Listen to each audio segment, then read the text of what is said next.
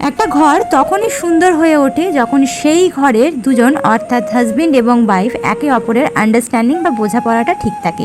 সত্যি কথা বলতে আমি যত না ঘর সাজাতে পছন্দ করি, আমার হাজবেন্ড মানে তোমাদের দাদা ভাই তার থেকেও অনেক বেশি পরিমাণেই পছন্দ করে। এটা ঠিকই, কার্পেট বিছানোর আইডিয়াটা হয়তো আমার ছিল, তবে পরিশ্রমটা কিন্তু ওনাকেই করতে হয়েছে।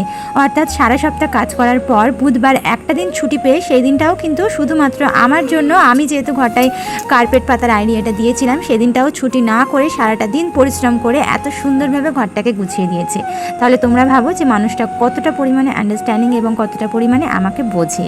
তো এই পুরো প্রসেসটা করতে পুরো সারাটা দিন চলে গেছে, আর এখন ঘড়িতে বাজছে 10:30 থেকে রাত 11টার মতো।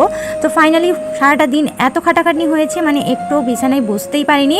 তো সত্যি কথা বলতে যখন ফাইনাল লুকটা দেখলাম, মানে ঘরের এই যে ফাইনাল লুকটা দেখেছি, তখন কিন্তু শরীরের সমস্ত ক্লান্তি যেন কোথায় উধাও হয়ে গেল। তো ফাইনালি এখন কিন্তু খাওয়া দাওয়া করে শুয়ে পড়বো। তো তাই একদম রাতের বেলা ঘরটা মুছে নিচ্ছি। সারাদিনে 2বার 3বার 4বার অলরেডি ঘর মোছা হয়ে গেছে। তো ফাইনালি যেহেতু একদম সমস্ত কিছু কমপ্লিট হলো, তো ভাবলাম আরেকবার ঘরটা মুছে নেওয়া যাক। তো এইবারে তোমাদের সাথে কিছু ছবি শেয়ার করবো, যেগুলো দেখার পর তোমরা কমেন্ট বক্সে জানাবে যে ফাইনালি ঘরটা আমার বা বেডরুমটা কেমন লাগছে। তো খুব তাড়াতাড়ি আমার ঘরের এই ফার্নিচারগুলোকেও কিন্তু আমি একেবারে পাল্টে দেবো। কিভাবে পাল্টাবো না পাল্টাবো সেটা কিন্তু একটা একটা করে তোমাদের সঙ্গে পরবর্তী মিনি ব্লগে শেয়ার করতে থাকবো ইনশাআল্লাহ। পরের দিন সকালবেলা বিছানার চাদরটাকেও চেঞ্জ করে নিয়েছি, কালকে রাতে তুলে দিয়েছিলাম, তাই আর ফটো তুলতে পারিনি। তারপরের দিনকে সকালবেলা ফাইনালি ভিডিওটা শ্যুট করলাম, আর সেই সাথে কিছু ছবিও তুলেছি, সেগুলো তোমাদের সঙ্গে শেয়ার করলাম। তো তোমরা অবশ্যই কমেন্টে জানাবে যে বেডরুমটা ফাইনালি কেমন লাগছে।